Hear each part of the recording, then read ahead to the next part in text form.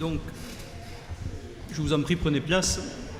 Donc, c'est avec beaucoup d'honneur que je présiderai cet après-midi qui va être consacré pour ce colloque à la question de la transmission de l'entreprise familiale. Alors, c'est un sujet qui était déjà contenu dans le sujet de la matinée. D'ailleurs, il y a eu quelques digressions déjà sur la question de la transmission, puisque la transmission de l'entreprise familiale, c'est aussi une question de gouvernance. Il faut effectivement bien piloter cette opération afin que celle-ci soit une réussite. Et si vous avez été attentif, comme j'ai essayé de l'être ce matin, le professeur Prieur a eu l'occasion de donner quelques chiffres qui nous interpellent sur le paradoxe qui peut exister en matière de transmission d'entreprise familiale. Paradoxe pourquoi? Parce que on nous a exposé brillamment que c'était une opération peut-être moins risquée que les autres formes de transmission d'entreprise. Paradoxe parce que manifestement, en France, à tout le moins, c'est un choix marginal que la transmission de l'entreprise sous une forme donc d'une transmission familiale d'entreprise.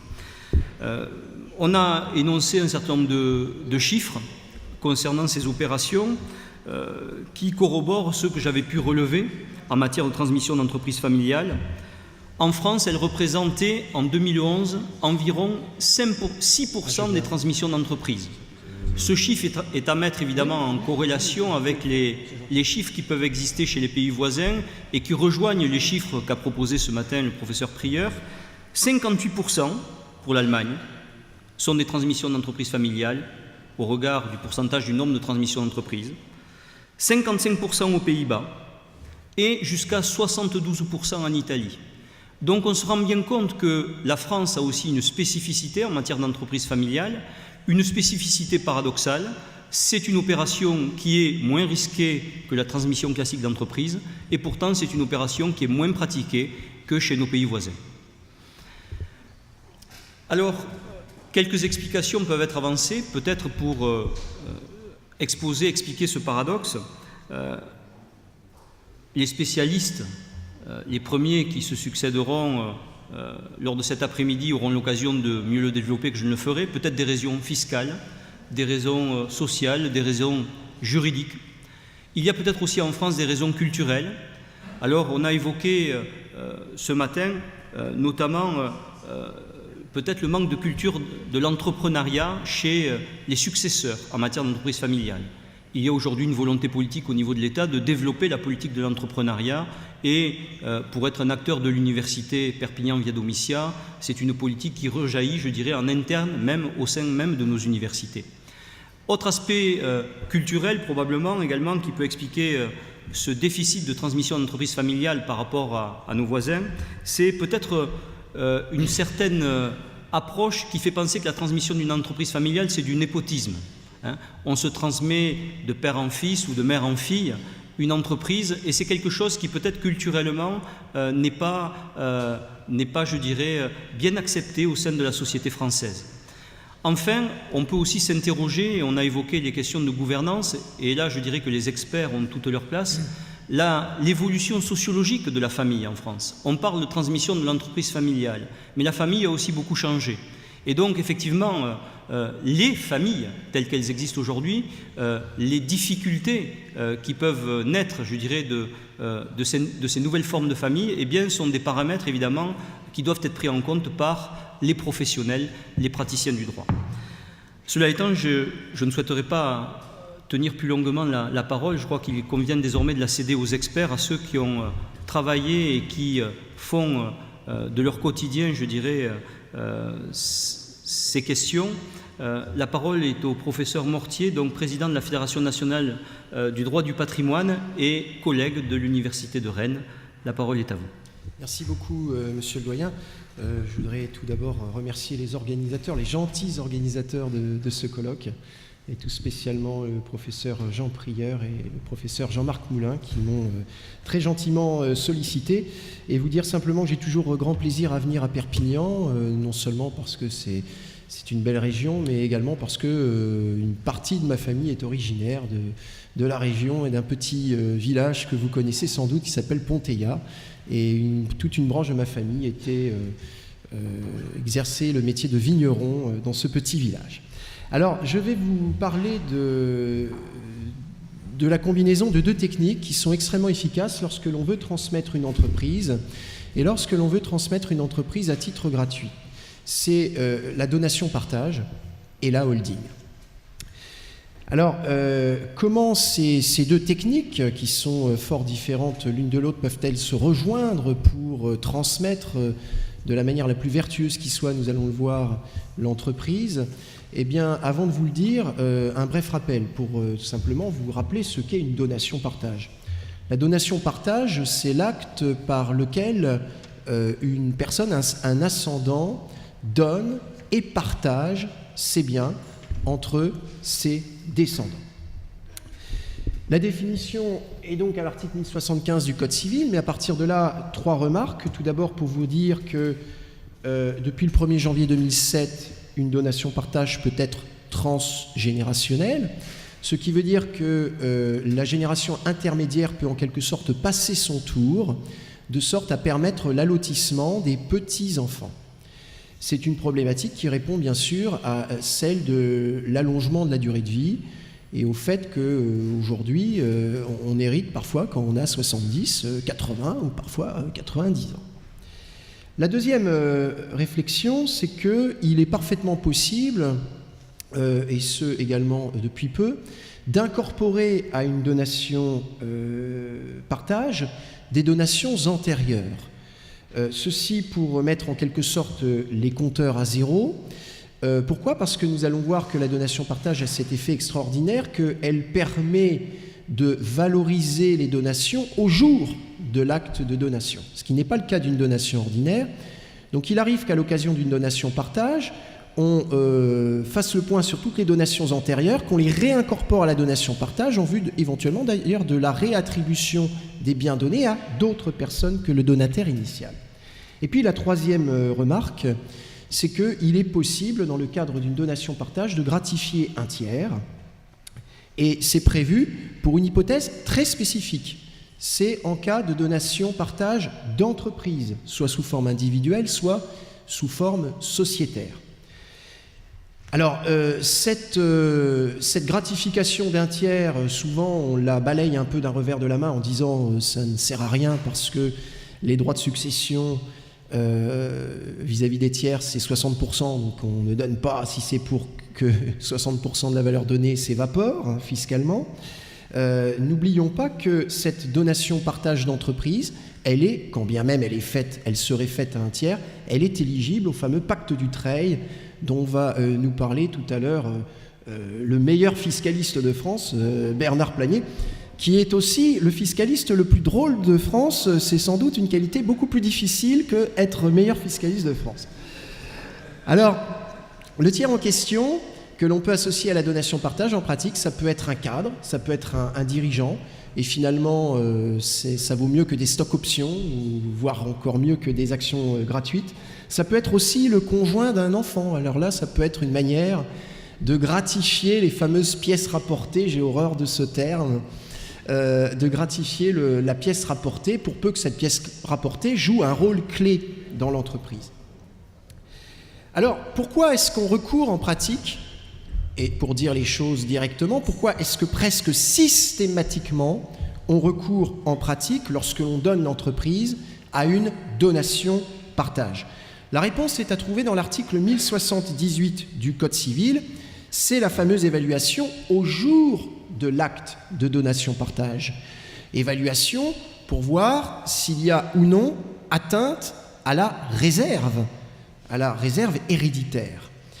Je vous rappelle que la règle, en l'absence de donation-partage, c'est que pour savoir s'il y a atteinte à la réserve des enfants, eh bien, on se place au jour du décès.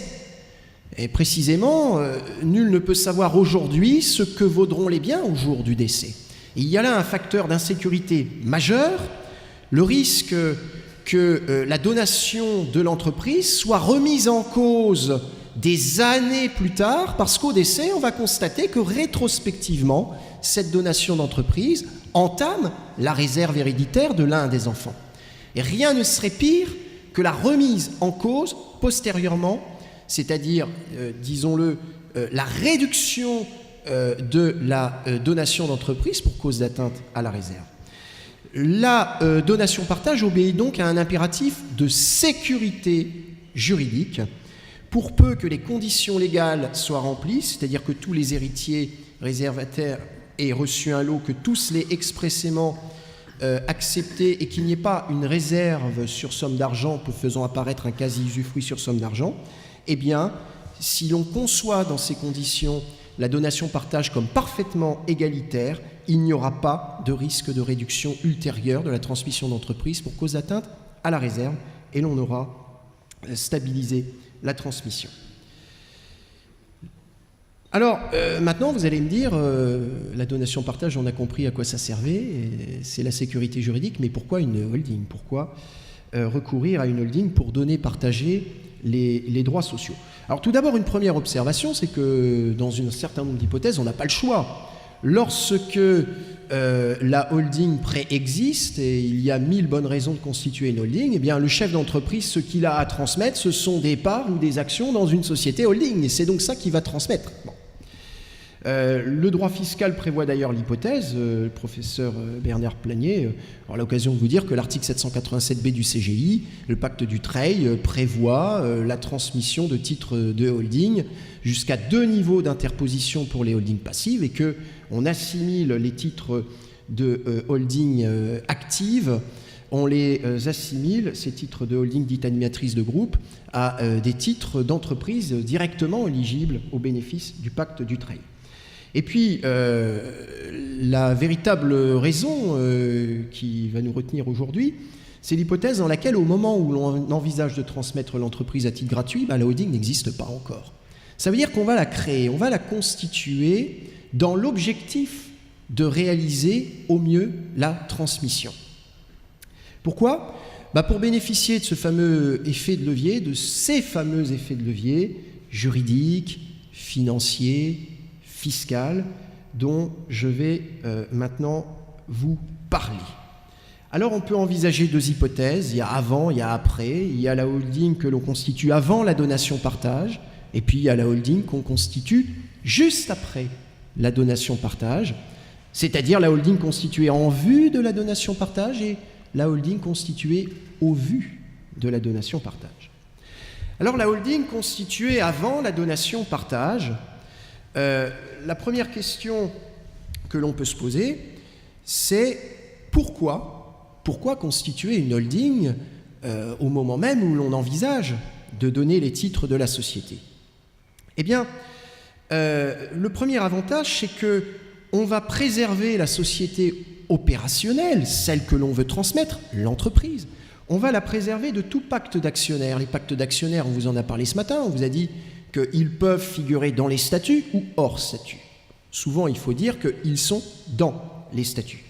Le fameux vote plural, qui d'ailleurs ne peut être que dans les statuts, une clause de répartition inégale des bénéfices, qui ne peut figurer que dans les statuts, une clause d'agrément, qui va figurer dans les statuts, une clause d'inaliénabilité, mais aussi, pourquoi pas, une clause de sortie conjointe, parce que lorsque vous avez donné les titres à un enfant, enfin vous avez 3 enfants, vous les avez donnés à 3 enfants, il y a un repreneur parmi les 3, il ne faut pas que peu de temps après la donation, l'enfant repreneur revende ses titres au plus offrant et que les frères et sœurs minoritaires se retrouvent avec sur les bras des titres qui ne valent plus grand-chose.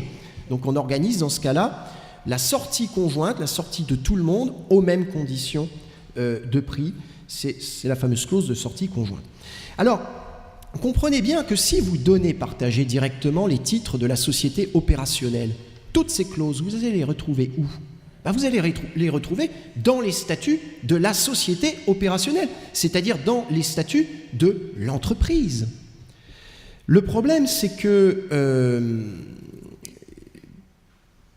s'il y a des potentiels acquéreurs futurs de cette entreprise, de cette société, voire des personnes qui envisageraient dans la foulée de la transmission d'investir, des sociétés de capital risque, toutes ces personnes-là vont fuir comme la peste toutes les clauses spécifiques, toutes les clauses qui vont en quelque sorte polluer les statuts de la société d'exploitation. Donc toutes ces clauses qui scellent en quelque sorte le pacte familial, il est bon de les extourner des statuts de la société opérationnelle et de les exfiltrer dans les statuts d'une autre société, la société holding. On apporte tous les titres de la société opérationnelle à une société holding qui va donc détenir les titres de cette société opérationnelle, qui va en avoir le contrôle. Les enfants donataires vont être détenteurs non pas des titres de la société opérationnelle, mais des titres de la holding. Et comme il n'y aura dans cette holding que les enfants, eh bien là, on peut laisser libre cours à son imagination et envisager toutes les clauses que l'on veut. Et si un jour une société de capital risque veut investir dans la SAS opérationnelle, dans la société opérationnelle, eh bien, elle ne verra pas une clause d'inaliénabilité qui l'empêche éventuellement d'entrer, elle ne verra pas des clauses de droit de vote plural que la société ne comprendra pas, parce que de manière générale, les sociétés de capital risque détestent les stipulations spécifiques, sauf quand ces stipulations spécifiques sont imposées par la société de capital risque à son propre profit. Et puis, le deuxième avantage, c'est que cela va permettre d'accroître les pouvoirs du donateur nu propriétaire. Il est en effet extrêmement fréquent en pratique que le donateur, plutôt que de donner les titres de la société en pleine propriété, les donne en nue propriété, pour des raisons qui sont bien connues, parce que le donateur veut conserver la jouissance des parts ou des actions. Alors, dans ce cas-là, le problème, c'est que lorsque le donateur a donné la nue propriété, on lui a expliqué que c'était fiscalement extrêmement avantageux. On lui a expliqué également au donateur qu'il ne se dépouille pas vraiment parce que, finalement, il avait avant la donation la jouissance des titres et après, il l'aura toujours en sa qualité d'usufruitier.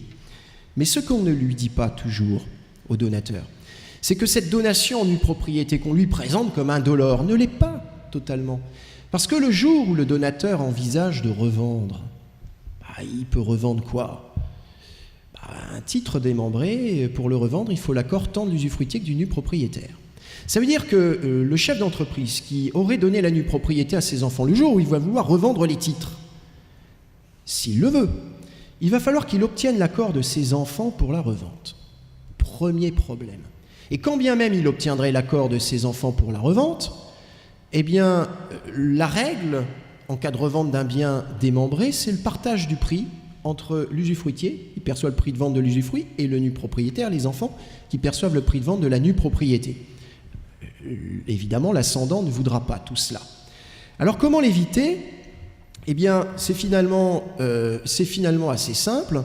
On va pouvoir envisager de faire porter le démembrement sur les titres de la société et directement, on apporte la nue propriété de ces titres à une holding et on peut placer dirigeant de la holding, le chef d'entreprise. Le jour où le chef d'entreprise donateur envisage de revendre les titres, qu'est-ce qu'il peut faire ? Eh bien, il vend l'usufruit en sa qualité d'usufruitier, en sa qualité de contrôleur de la nue propriété via la holding, il revend la nue propriété et le tour est joué. On peut également envisager donc d'interposer une société holding nue propriétaire. Alors, l'avantage ici, l'avantage supplémentaire que l'on va pouvoir obtenir, c'est un avantage qui, il faut bien le dire, est essentiellement fiscal. Je n'ai pas dit exclusivement, car ce serait un abus de droit. C'est tout d'abord la possibilité d'attribuer tout le droit de vote à l'usufruitier sans perte du bénéfice du pacte du trade transmission. Pourquoi ? Parce que, comme vous le savez, lorsque l'on donne la nue propriété de titre et que l'on fait porter un pacte du trade sur cette nue propriété en vue de bénéficier de la fameuse réduction de droit de donation de 75%, eh bien, on ne peut accéder à cette réduction que si le droit de vote de l'usufruitier est statutairement limité à l'affectation des bénéfices. Bon. Alors, si évidemment vous avez apporté la nue propriété des titres de la société et que ce que vous donnez, ce n'est pas cette nue propriété, mais la pleine propriété des titres d'une holding, vous n'avez plus ce problème. Et vous pourrez accéder en plus à la réduction des droits de donation de 50%, qui est réservée aux donations en pleine propriété, et vous allez enfin réduire de manière considérable l'assiette des droits de donation, puisque comme vous donnerez non plus la nue propriété des titres de la société d'exploitation qui devrait être évaluée par application du barème de l'article 669 du CGI, mais vous donnerez des titres en pleine propriété qui sont les titres de la holding, vous n'aurez pas à appliquer ce barème dont on sait qu'il est très désavantageux pour le contribuable.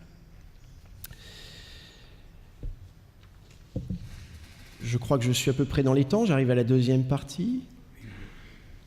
Notre cher doyen m'a dit, il ne faut pas dépasser, parce que sinon je vais sévir. J'ai fait très attention. Alors, la holding constituée au vu de la donation-partage. Alors ici, les choses sont un peu différentes, parce que ce n'est pas le donateur qui va préparer la donation en amont, qui va en quelque sorte embellir la société en l'apprêtant, en constituant une holding pour donner les titres de la holding plutôt que de donner les titres de la société d'exploitation. Non, ce sont les donataires, et souvent un des donataires, qui, ayant reçu les titres, va ensuite, dans la foulée de la donation, les apporter à une société qui va détenir, donc à une société holding. Pourquoi, me direz-vous? Eh bien, dans un impératif de financement. Alors, je devine votre étonnement. C'est-à-dire, mais une donation, comment est-il besoin de financer une donation? Puisqu'une donation, on nous donne, il n'y a pas besoin de trouver de l'argent pour payer. Si. Alors d'abord, il peut y avoir des droits de donation à payer. On les réduit au maximum grâce au pacte Dutreil, mais il en reste parfois un peu. Il faut parfois envisager de trouver l'argent pour payer les impôts. Et puis, surtout, il faut bien le dire, une donation-partage, elle peut être faite avec une soulte. Et on en a parfois lorsque l'on transmet des entreprises. Pourquoi? Imaginez, je vais prendre un exemple assez simple, imaginez que vous ayez un chef d'entreprise, appelons-le Monsieur Martin, et il a 3 enfants, Sarah, Franck et Louis. Bon. Parmi ces 3 enfants, il n'y a que Sarah qui est intéressée par la reprise de l'entreprise. Elle sera repreneur. Eh bien, dans ce cas-là, qu'est-ce qu'on va chercher à faire? On va chercher à placer entre les mains de cet enfant repreneur, Sarah, un maximum de titres de la société opérationnelle. Et alors, si on a d'autres biens et qu'on peut faire une donation-partage en composant des lots égalitaires, à l'une les titres de la société, à l'autre les immeubles, au troisième les parts de SCI, mais ce n'est pas toujours le cas. Et parfois, l'essentiel de la fortune du chef d'entreprise, ce sont ces titres de sa société opérationnelle. Et dans ce cas-là, on est bien obligé de faire rentrer au capital les enfants qui ne sont pas les enfants repreneurs. N'oubliez pas, la donation-partage, on la conçoit de manière égalitaire, d'abord parce qu'il faut éviter de semer la guerre au sein de la famille, mais aussi parce qu'on veut éviter tout risque d'atteinte à la réserve qui pourrait venir remettre en cause après coup la transmission. Donc il va falloir composer des lots égalitaires. Mais les lots égalitaires, on ne va pas les faire égalitaires en nature, on va les faire égalitaires en valeur. Ça veut dire quoi? Ça veut dire que si par exemple j'ai 3 millions d'actions dans une SAS, ces 3 millions d'actions, plutôt que de donner 1 million à Sarah, 1 million à Franck et 1 million à lui, on aurait une société avec 3 personnes qui ont les mêmes pouvoirs et pas de majorité qui se dégage et Sarah ne serait pas le repreneur. On va placer tous les titres de la société opérationnelle dans le lot de Sarah, à charge pour elle de verser une soulte de 2 millions, 2 fois 1 million à Franck, 1 million à Louis. Mais ce faisant, il va falloir que Sarah trouve l'argent. Il va falloir qu'elle trouve les 2 millions. Elle reçoit 3 millions d'actions, mais sur ces 3 millions d'actions, elle doit en payer 2 millions à ses frères et sœurs. Et pour trouver l'argent, comment va faire Sarah? Eh bien, elle va créer une holding de reprise. Elle apporte tous ces titres à la société. Elle transfère en même temps qu'elle apporte tous ces titres à la société. Au passage, il n'y a pas de plus-value taxable puisqu'elle vient de les recevoir par donation, elle apporte au même prix, il n'y a pas de plus-value. Elle fait s'endetter sa holding auprès d'une banque. La holding emprunte 2 millions d'euros auprès de la banque verse la somme d'argent à la holding de Sarah. Elle transfère en même temps qu'elle apporte les titres, la dette, à la société. Et puis, avec l'argent ainsi reçu de la banque, que fait la holding qui s'est vue apporter en même temps que les actions, la dette? Elle paye 1 million à Franck, 1 million à Louis, ils reçoivent leur soult. Et puis après, que reste-t-il à faire? Eh bien, il n'y a plus qu'à rembourser. La holding qui s'est endettée va rembourser le prêt de 2 millions. Avec quoi? Eh bien, puisque la holding, par définition, détient les titres de la société opérationnelle, elle va pouvoir se faire distribuer des dividendes. Et ces dividendes, sous un régime, on va en dire un mot tout à l'heure, de faible taxation, ces dividendes vont pouvoir être réaffectés au remboursement de la dette bancaire et le schéma est bouclé. Alors, 2 observations. La première observation, pour vous dire que ce que je viens de vous décrire, c'est ce que l'on appelle un LBO, un Leverage Buyout, qui dans un cadre familial porte un nom, on parle de Family Buyout, de FBO. La deuxième observation, c'est que, évidemment, pour que le succès de cette opération soit garanti, il faut que la holding puisse rembourser le prêt. Et pour que la holding puisse rembourser le prêt, que faut-il? Eh bien, tout d'abord, il faut ce qu'on appelle du cash flow. Il faut que la société cible, celle dont la holding vient de racheter les titres, soit en mesure de distribuer de manière massive des dividendes. Il faut donc que la cible non seulement soit bénéficiaire, il faut qu'elle le soit à l'avenir. Il y a un facteur de risque. Mais il faut en plus que ces bénéfices soient distribuables, c'est-à-dire qu'ils soient sous forme de liquidité. Il faut donc des liquidités dans la société. Et la deuxième observation, c'est qu'il faut évidemment, pour que l'opération fonctionne, que l'État ne reprenne pas à la holding au passage une part importante de ce qu'elle vient de recevoir. Il faut que pour 1 euro distribué par la cible, quasiment 1 euro, sinon peut-être 95 centimes d'euros, puisse être affecté directement au remboursement du prêt bancaire sans avoir payé des impôts entre-temps. Or ça, c'est possible grâce au régime mère-fille, qui est un régime d'exonération, voire grâce au régime d'intégration fiscale, qui permet d'aller encore plus loin, puisque ça permet de pratiquer une consolidation fiscale. Et puis, on arrive au bout du chemin, et j'en aurai quasiment terminé, pour vous dire qu'on peut aller évidemment encore plus loin, c'est-à-dire que la société que l'on a constituée de la sorte, et qui, vous l'avez compris, doit être à l'IS, parce que le paradis fiscal dont je vous ai parlé il y a un instant, on n'y accède que si la holding est soumise à l'IS. Eh bien, on peut se servir de cette holding pour aller plus loin.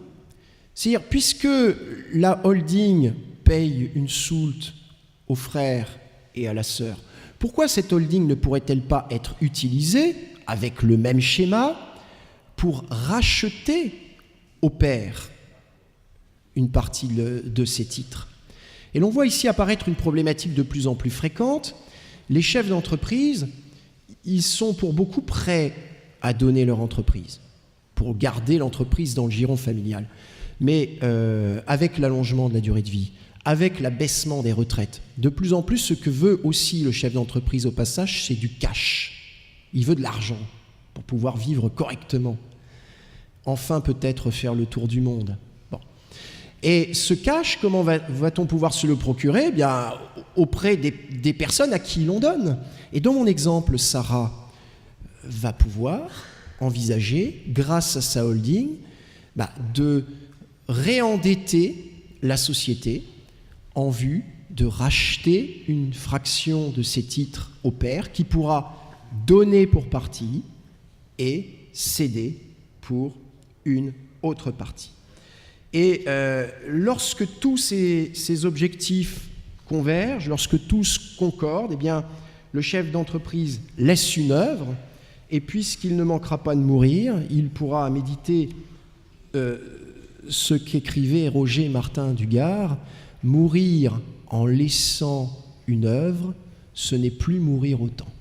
Je vous remercie.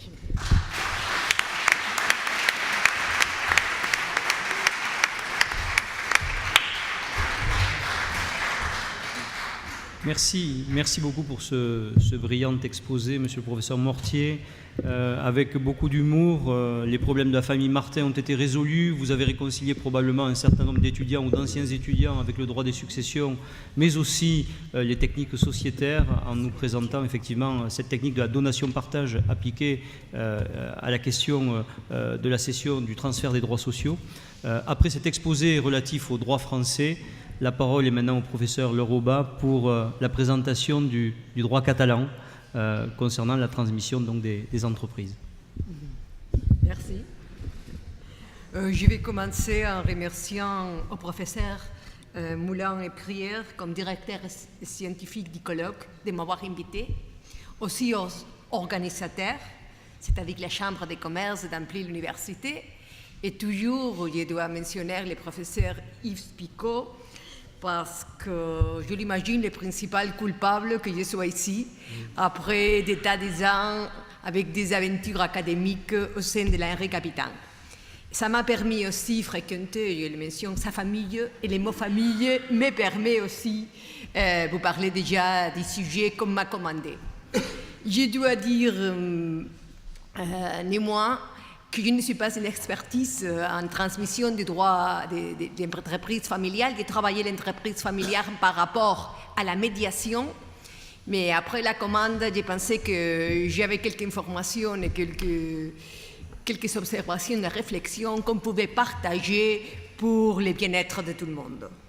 Bon, vous savez que l'intérêt de parler de la transmission de l'entreprise familiale réside à la conviction, ou peut-être, je devrais dire, à la certitude qu'un très important nombre d'entreprises succombent à la troisième génération. Il semble évident à nos jours que les entreprises familiales ont une débilité, pas structurelle, mais débilité à réussir au relève et succession générationnelle. La raison, et ce matin le professeur Moulin l'a mentionné, je crois que c'est la difficulté de concilier deux institutions presque antagoniques comme famille et société juridique et entreprise. C'est-à-dire, je souligne les mots antagoniques car les principes qui soutiennent les deux institutions diffèrent absolument en substance. L'entreprise se fonde sur cet animus d'obtenir des gains, des profits, et travaille à partir des critères d'efficience, de productivité, tandis que la famille se fonde sur la solidarité entre les membres et par de l'intégration, si possible, de membres pas carrément productifs. On parlait de la cigare, n'est-ce pas? Ça existe aussi aux familles. Alors, il y a une manière de réfléchir sur les buts de la famille qui ne sont pas nécessairement les buts de l'entreprise. Quand on parle de succession des entreprises familiales, on parle par rapport à des sujets. La propriété et la gestion. Moi, je suis professeur de droit civil et alors je voulais vous parler ici surtout des aspects de la succession de la propriété. Je pense habituellement même à un entrepreneur individuel, à ses parents, les premières qui a constitué ou qui est le directeur de l'entreprise et qui veut, après son travail, sa dédication, garantir d'une certaine manière que les successeurs continuent son effort. Et pour parler malgré tout, pour parler des aspects successoraux, je devrais aussi tenir en compte chez nous des aspects sociétaires. Et c'est pour ça que je ferai un tout petit flash après, je l'annonce, de quelques constructions des droits des sociétés qui seront, je peux le dire aussi, habituellement inscrites à ces figures. On peut merveilleux maintenant qu'on parle toujours que ce sont les protocoles familiales qu'on devrait après réfléchir un peu plus sur sa beauté, pas beauté mais efficacité, conditions insupérables. On verra. Quand je vais parler de succession en termes justement des droits civils et des propriétés, le point de départ de mon intervention, c'est nécessairement vous faire souvenir que nous avons à l'Espagne une pluralité de droits civils. Ça, la professeure Muniz l'a déjà mentionné, et je sais que pour vous, les Français, il est toujours nécessaire de le dire une deuxième fois, car ça vous étonne.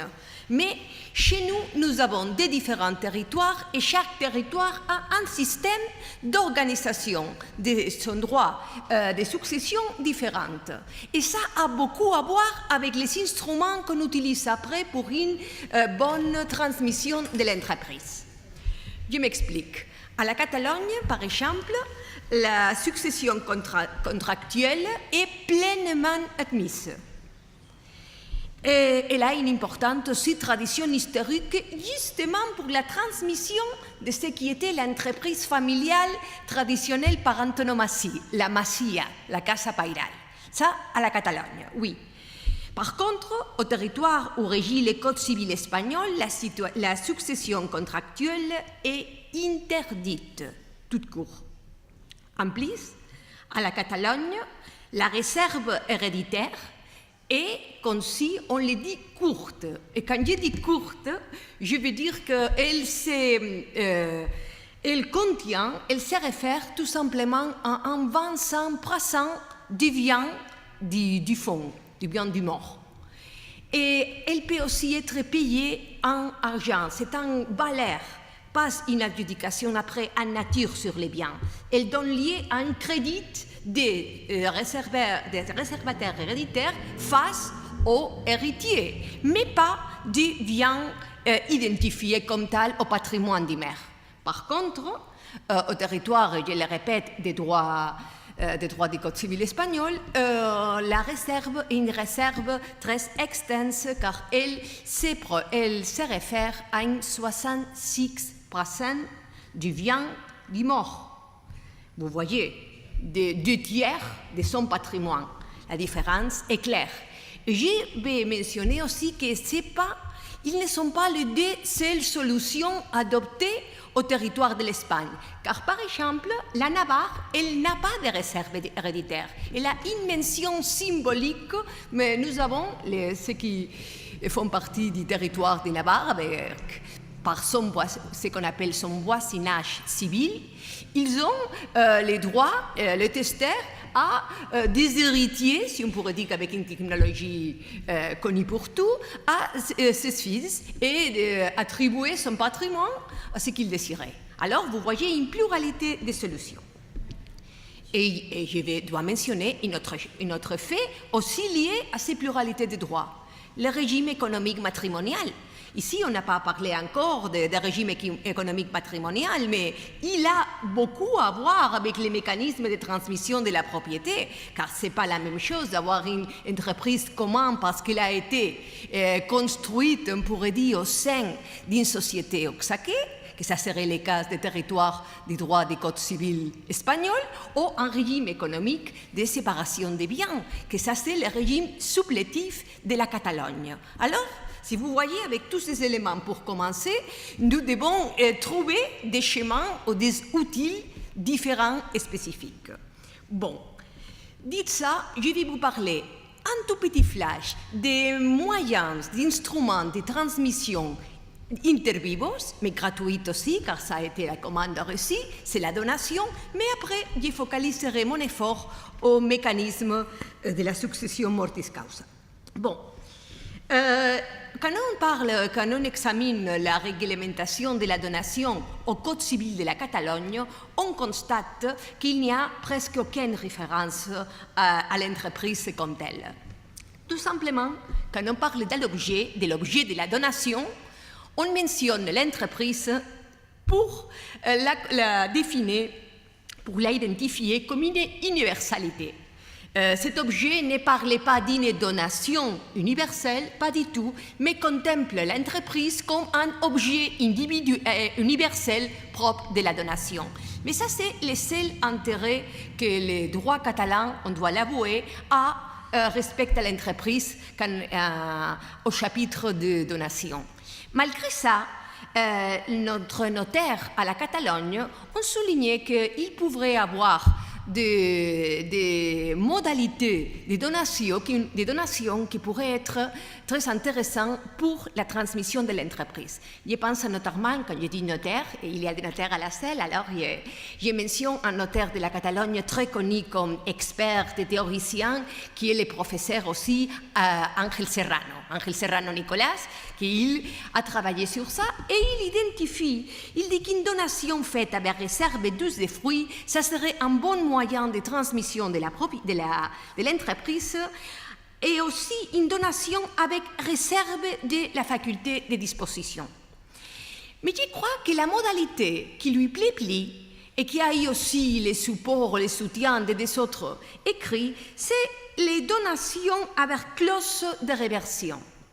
Moi, j'ai pensé que ça, à la pratique, on ne le donnait pas beaucoup, mais à la vérité, j'ai découvert que ça, oui, ça existe, et même ça existe pas seulement au territoire du Code civil de la Catalogne, que c'est les protagonistes de mon intervention, mais aussi on les trouve à des autres territoires de l'Espagne, et ça a donné aussi lieu à des arrêts de la Cour de cassation, qu'on pourrait qualifier de leading case, et je pense à un arrêt de 3 juillet 2009, qui était une donation avec clause modale, avec une clause onéreuse, justement de maintenir l'unité de l'exploitation économique comme telle unité.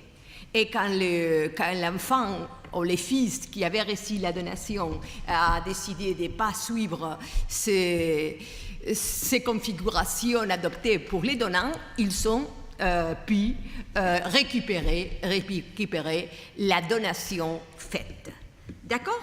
Bon, mais après ça, je vais vous parler des mécanismes de la succession mortis causa.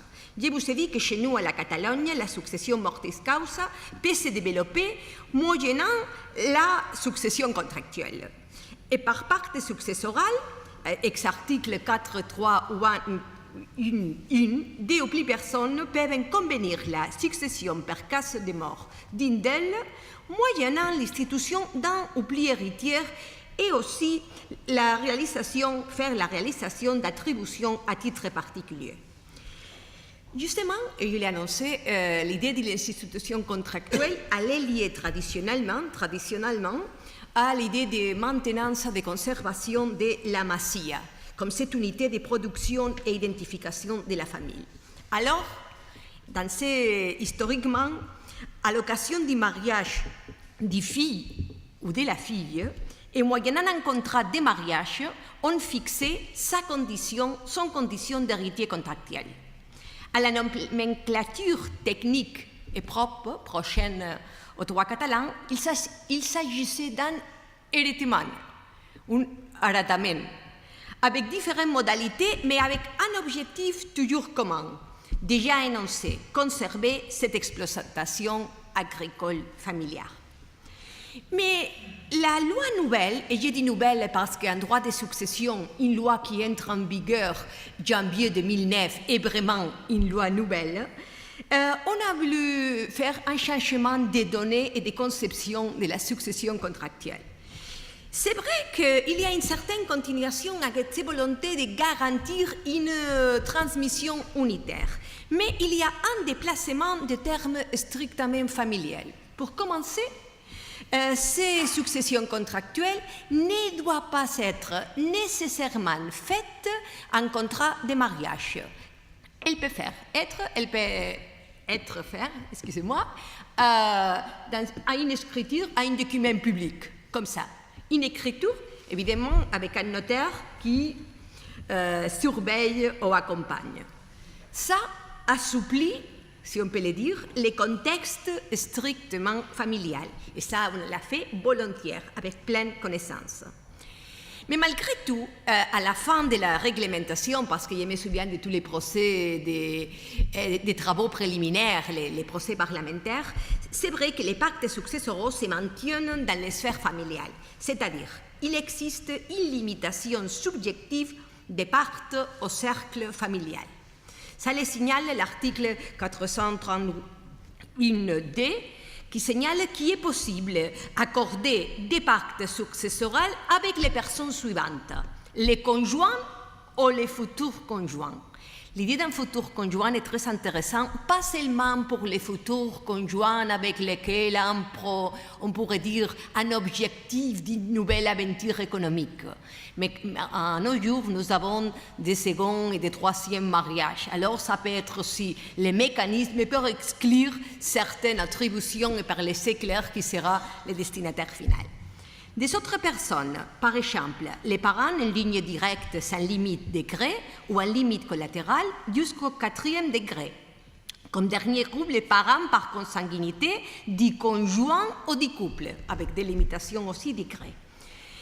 Je vais souligner que ces limites opèrent respect de ceux qui octroient, qui font les pactes, pas respect des bénéficiaires, comme le prouve l'article suivant, le 431.3, l'éprouve cet article. Bon.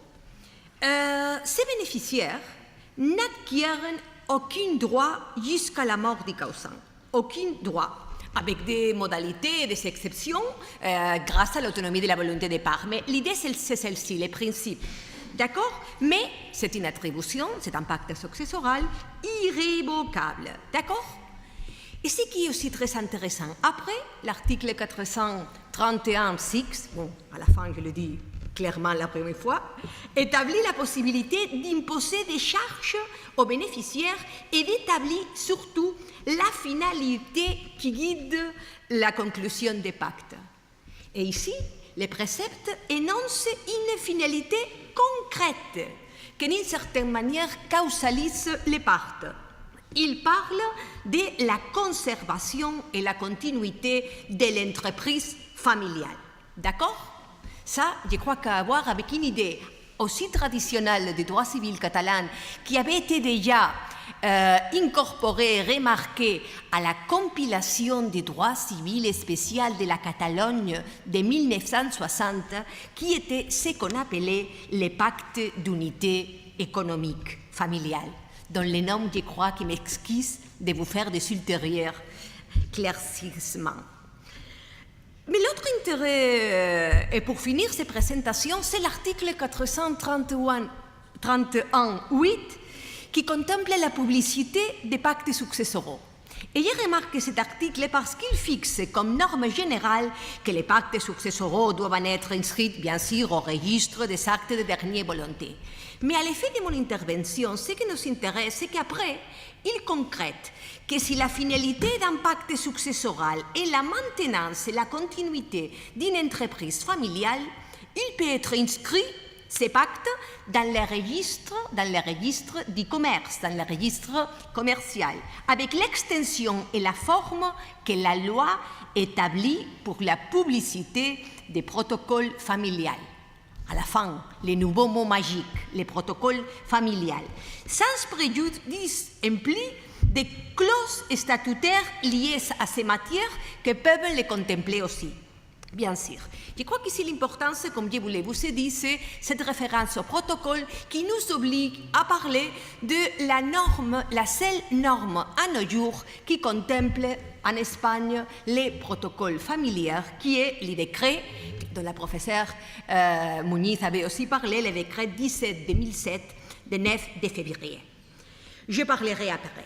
Bon, ce qui est aussi intéressant, c'est que quand on parle, et notre article ici, des pactes successoraux, et avec cette description, je ne vais que vous montrer l'importance attribuée à cette matière de l'entreprise, on dit l'écriture des pactes successoraux peut aussi incorporer des stipulations propres d'un protocole familial et des autres stipulations pas successorales.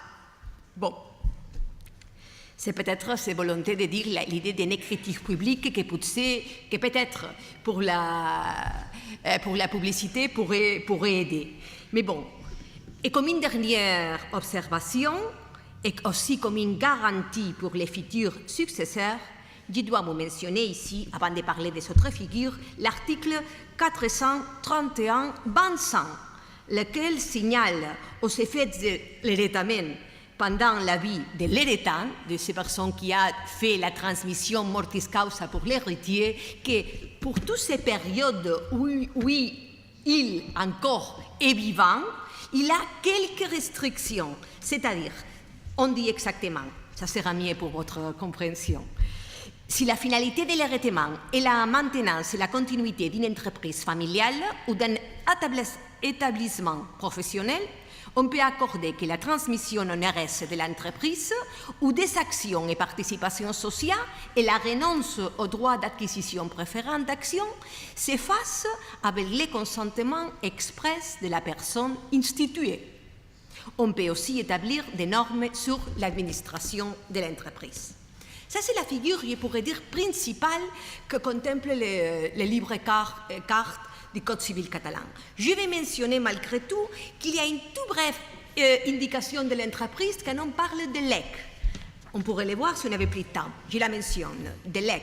Mais la dernière figure au droit civil catalan que je trouve assez importante pour la mentionner ou pour la partager ici, c'est l'institution de l'héritier par personne fiduciaire. Qu'est-ce que c'est ça exactement?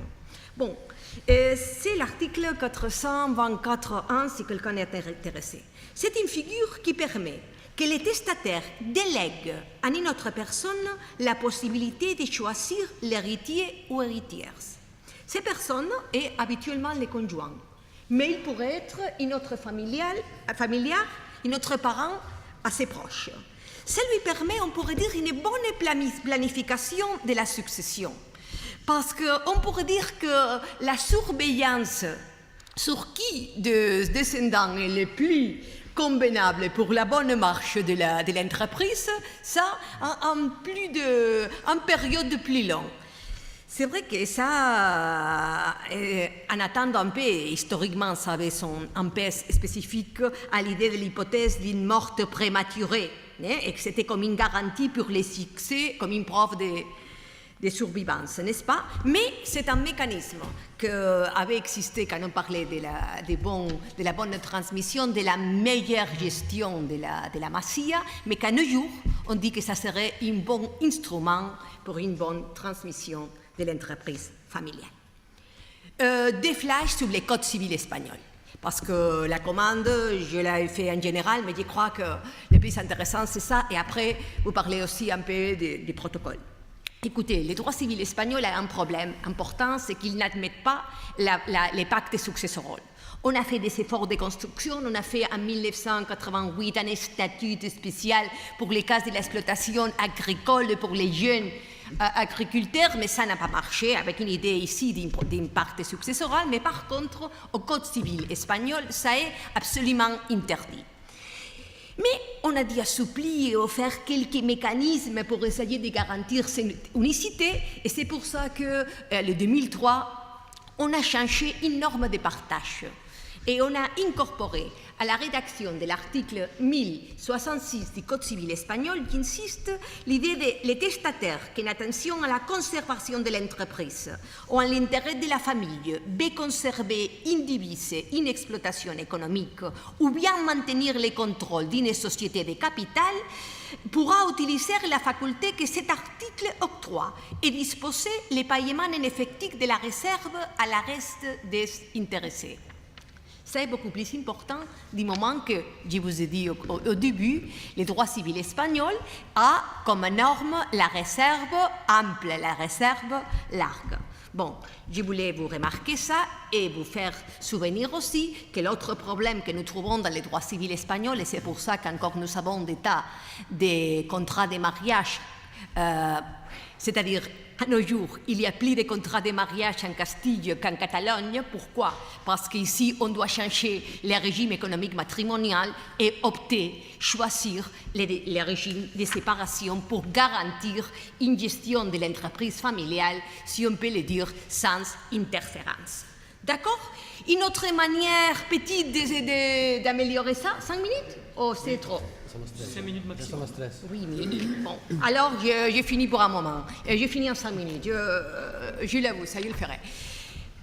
Avec ça, qu'est-ce qu'on pense? On pense, les protocoles, ça c'est la solution pour ordonner tout. Mais je voudrais dire, et alors je passe directement à vous parler des protocoles, pas comme mécanisme de publicité, vous savez, c'est-à-dire, vous avez les royal décrets que viennent de vous parler de 2007 et on peut les commenter après. Mais ce que je dis, c'est que pour l'instant, tout le monde parle avec enthousiasme des protocoles familiales. Et j'ai bien aimé l'intervention de notre collègue ce matin quand elle disait, mais bon, les protocoles familiales, les pactes, elle utilisait le terme pacte, nous obligent à parler de l'unanimité. Je crois qu'un protocole familial n'est pas une panacée, si vous voyez l'explication que j'ai faite ou que vous avez lu, parce que il a souvent, pour commencer, ils n'ont pas une nature juridique unitaire. Et on trouve des tas de manifestations qu'on pourrait dire sont narratives. Il y a un composant de storytelling, si je peux le dire, un composant de philosophie. Mais à nos jours, je crois que l'avantage que nous pourrons déduire des protocoles familiales, l'avantage, je crois, la plus intéressante, c'est l'idée de la résignation. J'ai dit ça c'est après-midi, alors j'ai fini. J'ai dit que tout le monde connaît la règle du jeu. Quand on parle des protocoles, nécessairement, nous devrons avoir la confiance, l'intervention de toutes les personnes concernées. Alors, on connaît exactement de quoi il s'agit, qu'est-ce qu'on peut prendre ou comment on peut sortir. C'est pour ça qu'on parle aussi des protocoles et on conseille maintenant pas un médiateur, ce matin on a parlé de la médiation pour régler les conflits, mais d'un médiateur comme quelqu'un qui fait la préservation, ces fonctions que nous avons de la médiation aussi pour éviter des conflits, pour les anticiper. Et je crois que ça pourrait être la force de ces mécanismes, pas strictement juridiques, quand on cherche à la fin les moyens pour garantir que tout le monde croit avec un projet commun. Bon, je vous remercie, je m'excuse pour mon français améliorable, vous voyez, muchas gracias.